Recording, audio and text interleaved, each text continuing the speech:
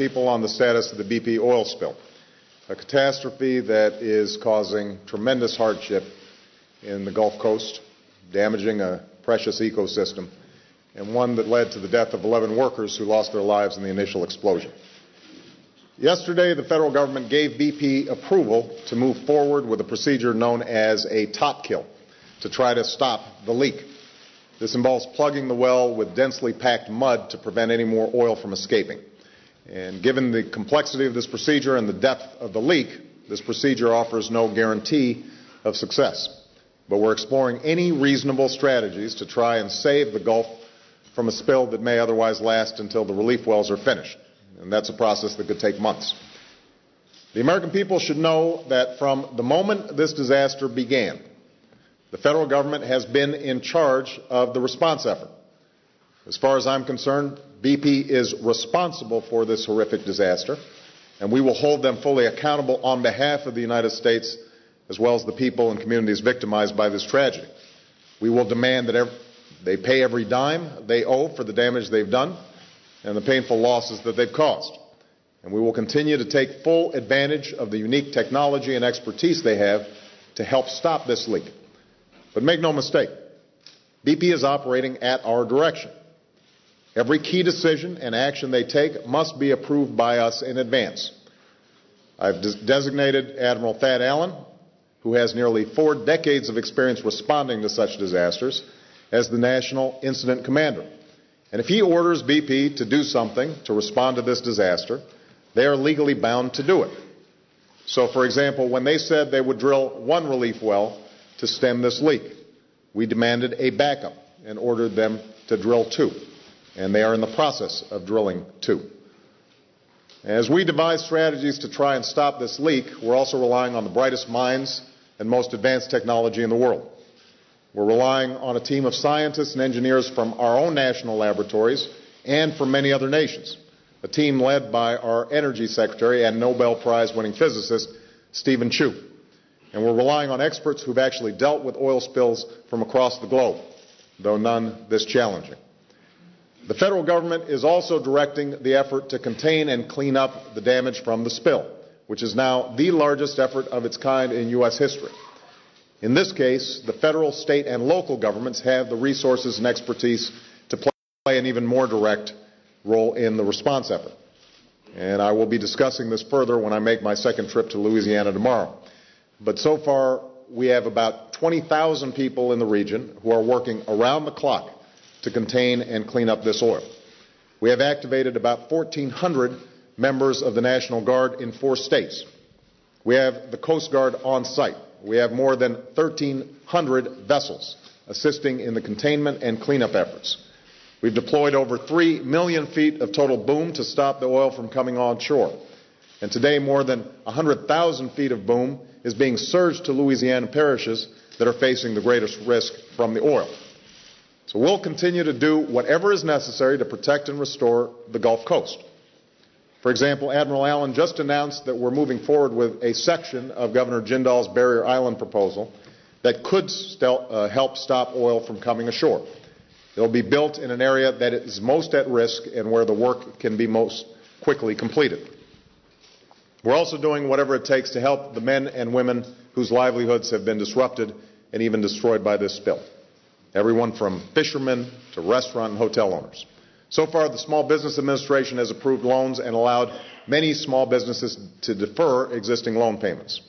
At our insistence, BP is paying economic injury claims, and we'll make sure that when all is said and done, the victims of this disaster will get the relief that they are owed. We're not going to abandon our fellow citizens. We'll help them recover, and we will help them rebuild.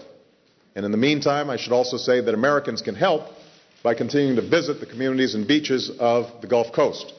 I was talking to the governors just a couple of days ago, and they wanted me to remind everybody that except for 3 beaches in Louisiana, all of the Gulf's beaches are open, they are safe, and they are clean.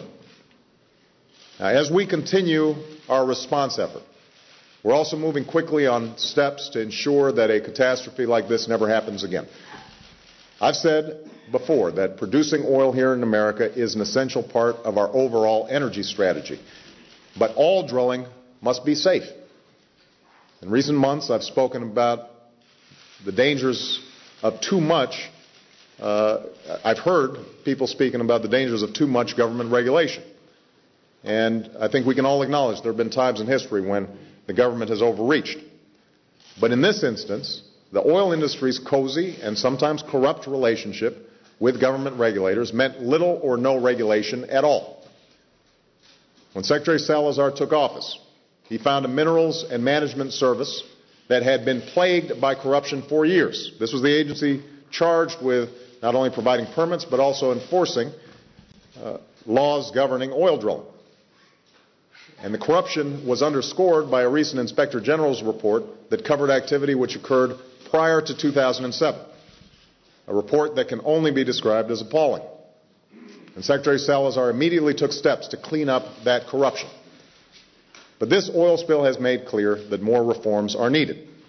For years, there has been a scandalously close relationship between oil companies and the agency that regulates them. That's why we've decided to permit the drilling from those who regulate and ensure the safety of the drilling.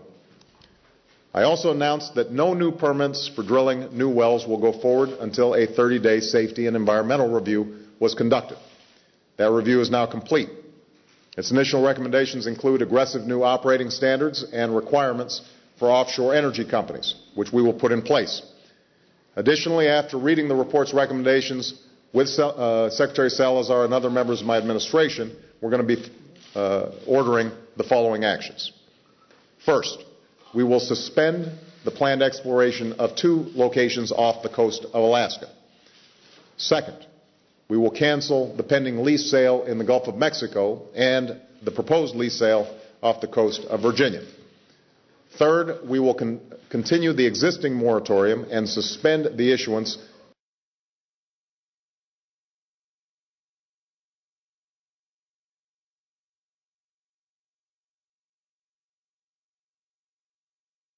What's also been made clear from this disaster is that for years, the oil and gas industry has leveraged such power that they have effectively been allowed to regulate themselves. One example, under current law, the Interior Department has only 30 days to review an exploration plan submitted by an oil company. That leaves no time for the appropriate environmental review. The result is they are continually waived. And this is just one example of a law that was tailored by the industry to serve their needs instead of the public's. So Congress needs to address these issues as soon as possible, and my administration will work with them to do so. Still, preventing such a catastrophe in the future will require further study and deeper reform. That's why last Friday, I also signed an executive order establishing the National Commission on the BP Deepwater Horizon oil spill and offshore drilling. While there are a number of ongoing investigations, including an independent review by the National Academy of Engineering, the purpose of this commission is to consider both the root causes of the disaster and offer options on what safety and environmental precautions are necessary. If the laws on our books are inadequate to prevent such a spill, or if we did not enforce those laws, then I want to know. I want to know what worked and what didn't work in our response to the disaster, and where oversight of the oil and gas industry broke down. Let me make one final point.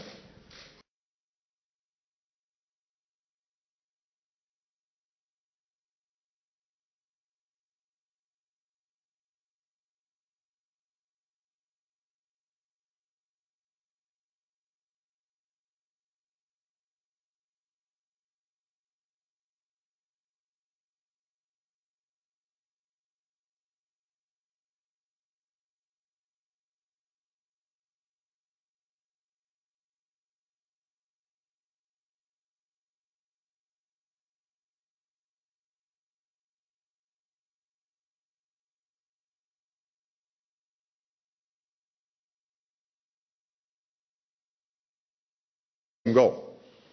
If nothing else, this disaster should serve as a wake-up call that it's time to move forward on this legislation. It's time to accelerate the competition with countries like China, who've already realized the future lies in renewable energy. And it's time to seize that future ourselves.